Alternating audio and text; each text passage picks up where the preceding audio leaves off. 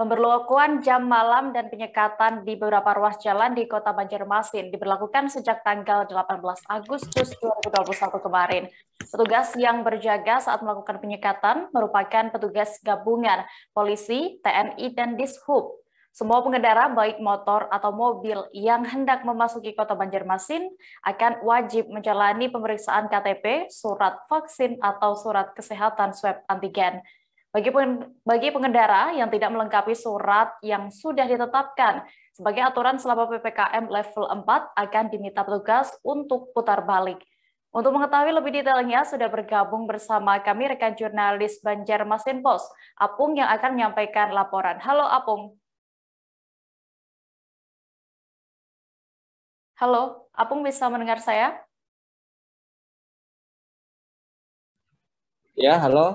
Ya, Apung, bisa Anda informasikan dalam rangka apa pemberlakuan jam malam ini diberlakukan di Banjarmasin? Jadi pemberlakuan jam malam di Kota Banjarmasin ini terkait dengan pemberlakuan PPKM level 4 yang sudah berlangsung sejak beberapa minggu yang lalu. Jadi untuk di Banjarmasin sendiri itu pemberlakuan PPKM terus-menerus diperpanjang. Nah, jadi saat pemberlakuan PPKM untuk di bulan Agustus ini, sepertinya di Kota Banjarmasin juga diberlakukan penyekatan sejumlah ruas jalan yang ada di pusat kota serta jalur masuk ke ibu kota provinsi Kalimantan Selatan di Kota Banjarmasin serta pemberlakuan jam malam yang diberlakukan itu dari jam 9 malam sampai jam 6 pagi. Nah, saat pemberlakuan jam malam itu petugas berjaga-jaga di pusat kota sama ini di pintu-pintu masuk Kota Banjarmasin, yang mana untuk masyarakat yang mau memasuki Kota Banjarmasin itu menggunakan kendaraan roda 2 atau 4 itu wajib menunjukkan KTP, surat vaksin, sama ini surat kesehatan antigen. Seperti itu, Mbak Dea. Ya, oke. Berdasarkan informasi yang Anda himpun, Apung, ada berapa titik yang dilakukan penyekatan oleh petugas di Kota Banjarmasin?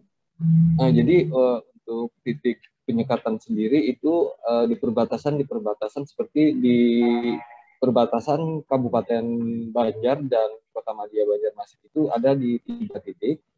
Salah satunya di Sungai Lulut, yang kedua di pintu masuk Jalan Ayani kilometer 6 Banjarmasin, yang ketiga itu di Jalan Lingkar Selatan, yang mana itu memang akses untuk menuju Kota Banjarmasin.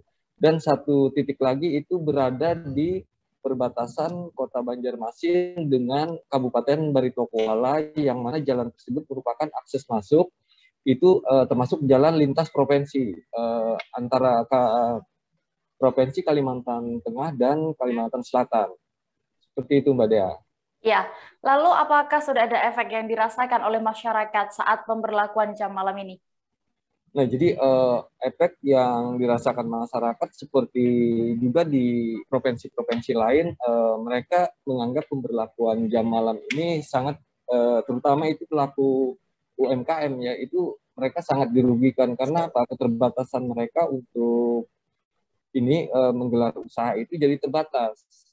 Nah, jadi untuk PPKM sendiri di Banjarmasin itu sudah berlangsung hampir 3 minggu, kalau nggak salah 3 minggu lebih. Jadi mereka sangat merasakan dampaknya, terutama pelaku-pelaku usaha ya, pelaku-pelaku usaha menengah ke bawah, pelaku usaha mikro itu mereka sangat merasakan dampaknya karena dari segi penghasilan mereka sangat merasakan, bahkan ada pelaku MKM yang dari awal itu menutup usahanya. Jadi mereka awal diberlakukan PPKM mereka sangat mendukung ya, karena karena saat ini terus-menerus diberlakukan PPKM, akhirnya mereka juga merasakan bagaimana dampak yang dirasakan gitu ya, terutama dari segi penghasilan, sedangkan mereka ada tuntutan untuk memberikan gaji kepada karyawan-karyawan mereka. Seperti itu, Mbak Dea. Iya, lalu sebenarnya apa yang faktor yang menjadikan PPKM level 4 di Banjarmasin masih terus diperpanjang? Nah, jadi pemberlakuan PPKM level 4 yang terus diperpanjang di Kota Banjarmasin ini karena peningkatan drastis ini orang yang terpapar virus COVID-19. Nah, bahkan di Kota Banjarmasin sendiri dalam 1 bulan terakhir ini lalu lalang mobil ambulan itu hampir nyambung ya dari pagi ke pagi, itu tidak ada henti-hentinya. Berarti kan orang yang terpapar COVID ataupun orang yang meninggal karena COVID itu memang mengalami peningkatan drastis di Kota Banjarmasin. Nah, jadi untuk menekan penyebaran itu pemerintah setempat melakukan PPKM terus diperpanjang. Ya, baik. Terima kasih rekan Apung dan tadi juga rekan kami Tribuners sudah melakukan wawancara bersama seorang pelaku UMKM di Kota Banjarmasin, Happy Bima. Berikut liputan lengkapnya untuk Anda.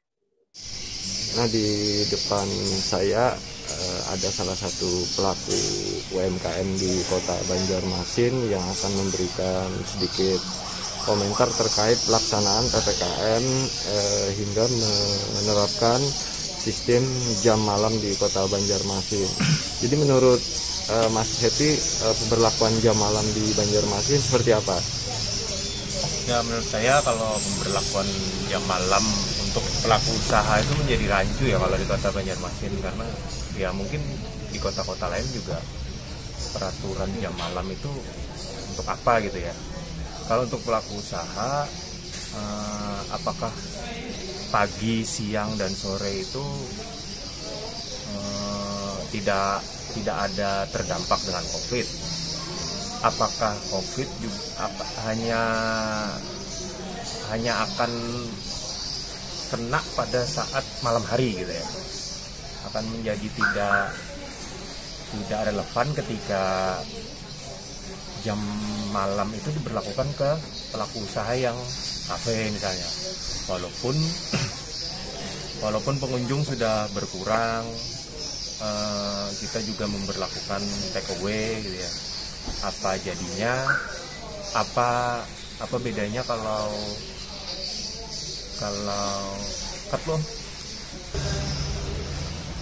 Oke, Mas. Ya, sebenarnya kan aktivitas yang ramai itu malah di pasar-pasar tradisional di pagi dan siang hari gitu ya.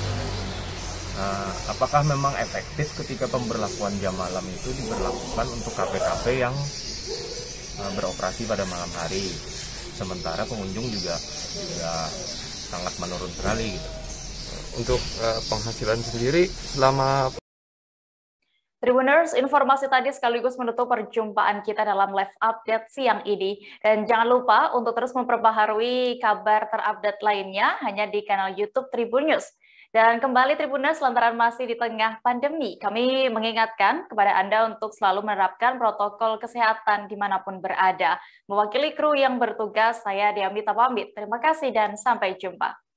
Jangan lupa like, subscribe, dan share ya!